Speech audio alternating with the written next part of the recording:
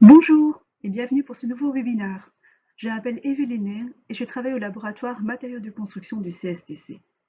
Lors de ce webinaire, je vais rappeler les règles et recommandations à observer avant de pouvoir procéder à la mise en œuvre des revêtements de sol souple et des revêtements résineux sur une chape à base de ciment.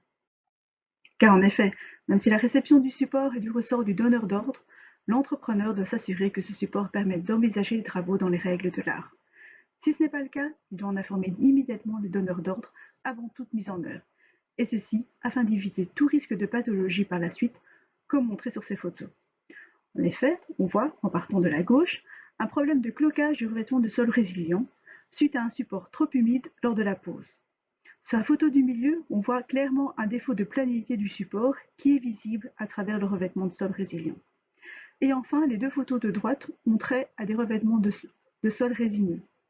Sur la première, on voit la présence de boursouflures dans le sol résineux, probablement par osmose suite à des impuretés dans la chape, et sur la deuxième, on observe une bulle d'air ou un trou d'épingle dû à de l'air s'échappant de la chape poreuse pendant ou immédiatement après l'application du sol. Parmi les différents points d'attention, il convient que l'entrepreneur s'informe de la présence ou non d'un chauffage par le sol, contrôle les conditions ambiantes du local et contrôle le support. En particulier, un contrôle de l'état de surface et du taux d'humidité du support devra toujours être réalisé par l'entrepreneur avant toute mise en œuvre. En outre, il est utile de se renseigner sur l'utilisation éventuelle de produits de post-traitement et en cas de rénovation sur l'historique du support. En cas de présence d'un chauffage par le sol, l'entrepreneur devra s'assurer que le protocole de première mise en service aura été réalisé. Ce protocole se caractérise par une montée progressive en température de l'eau de chauffage, suivie d'une diminution également progressive. Ceci permet d'éviter que de plus grandes contraintes thermiques dans la chape ne se produisent lors de la mise en service du système de chauffage. Le schéma qui est repris ici est un exemple de schéma qui est fourni par le fabricant du chauffage par le sol. Le local destiné à recevoir le revêtement de sol doit être maintenu à une température située entre 15 et 28 degrés et à une humidité de l'air inférieure à 75%, idéalement moins de 65%.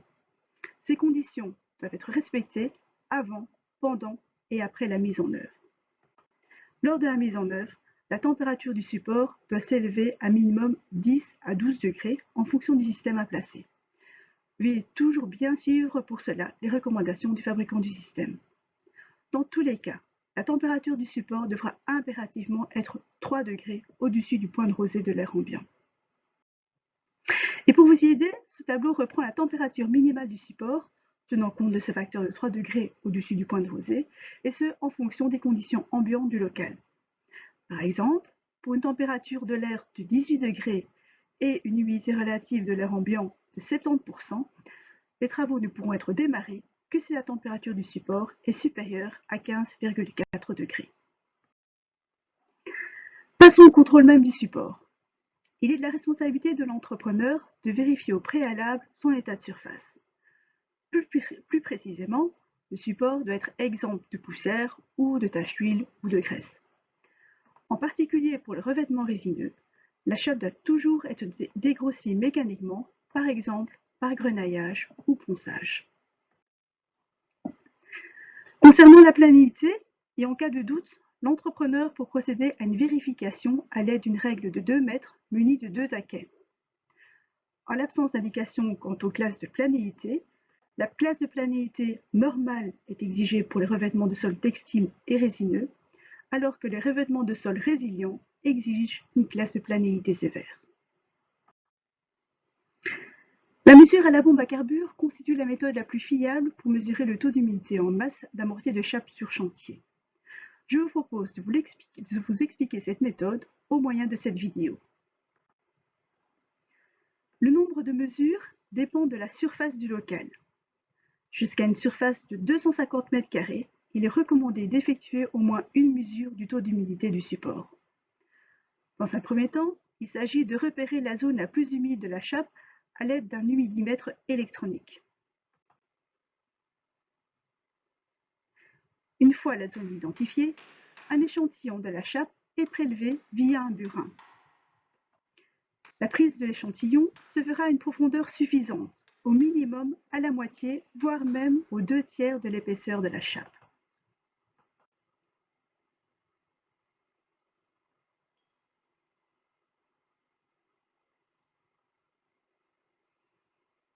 Un échantillon broyé de 20 grammes est prélevé et pesé à l'aide d'une balance de précision.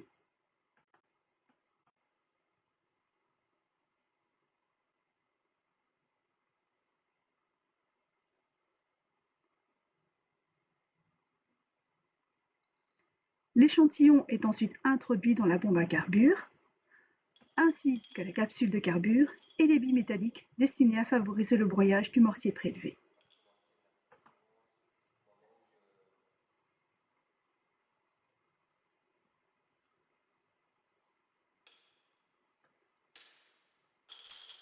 En agitant ainsi énergiquement la bombe, l'ampoule est cassée et réagit avec l'humidité ambiante.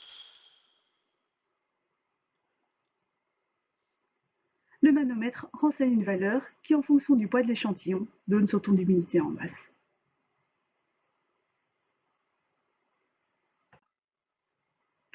Que devez-vous donc certainement retenir? Tout d'abord, toujours vérifier au préalable le taux d'humidité de la chape via la bombe à carbure.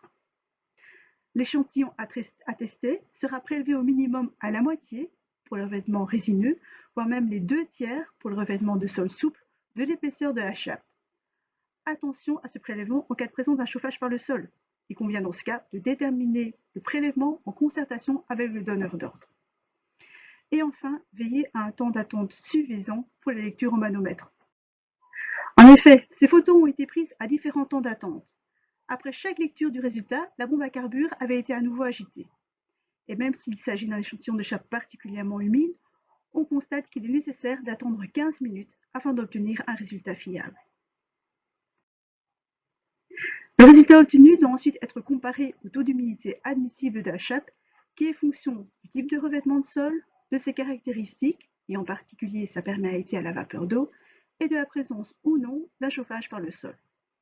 Les exigences sont prises ici pour les revêtements de sol résilients, textiles et résineux. Enfin, concernant les caractéristiques mécaniques des chapes, elles doivent être renseignées dans le cahier spécial des charges. Ce dernier doit également préciser la méthode de contrôle des performances. Dans le cas de la pose d'un revêtement de sol souple, la résistance en compression, au poinçonnement et la cohésion superficielle de la chape doivent présenter les performances indiquées sur ce slide. Dans le cas des revêtements résineux, il est important que la force d'adhérence de la surface réponde à une valeur minimale de 1,5 N par mm². Cette valeur correspond à une résistance à la compression de 16 N par mm². Notez que cela implique qu'une chape cimentaire classique n'est pas suffisante. Un support approprié sera obtenu avec des chapes à base de ciment à haute résistance à la compression, nécessitant alors l'ajout d'additifs pour obtenir un faible rapport eau sur ciment et une résistance mécanique élevée. Pour plus d'informations, je vous conseille de consulter les différentes notes d'information technique du CSTC qui sont consultables et téléchargeables sur notre site www.cstc.be. La unité concernant les revêtements résineux sera publiée prochainement, mais de nombreux articles s'y rapportant sont également disponibles sur notre site internet. Les informations spécifiques concernant les chapes sont également rassemblées sur la page dédiée à l'antenne norme parachèvement du site internet du CSTC. Sur cette page, on pourra bientôt retrouver également toutes les informations liées aux revêtements de sol souple et résineux. Enfin, en cas de question, n'hésitez pas à contacter notre service avis technique. Vous trouverez le contact téléphonique ou le formulaire en ligne sur notre site internet. Ceci termine ce webinaire. Je vous remercie de votre attention et prenez surtout bien soin de vous. À bientôt.